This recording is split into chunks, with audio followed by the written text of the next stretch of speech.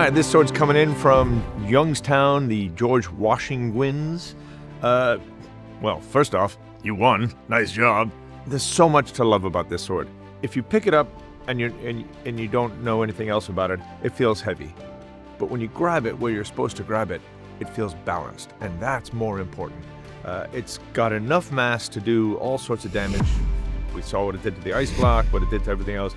But the cast handle and the pommel and the fact that you cast it onto the blade, all of that was brilliant, and it has just a great weight to it.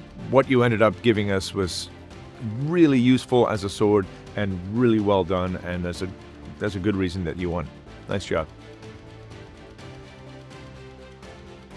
So for the performance testing, personally, I think that a big reason that our sword performed as well as it did was because of the assembly. We only had two separate bodies for the entire sword.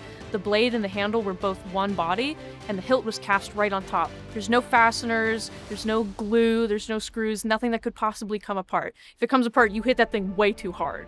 So I think a huge reason that we did as well as we did in performance testing was because of the short list of parts that made up our sword. It was very simple, everything's very easy, robust, and straightforward.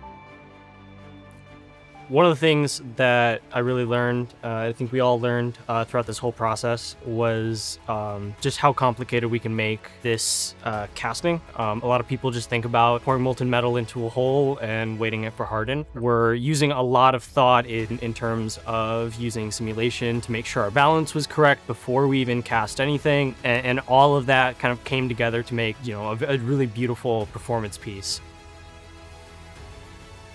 Right, the team that won had one of the best technical reports. The team that won had one of the best uses of the casting process. So the top prize is Youngstown State University, George Washinguin. For the best performance, Youngstown State University, George Washinguin.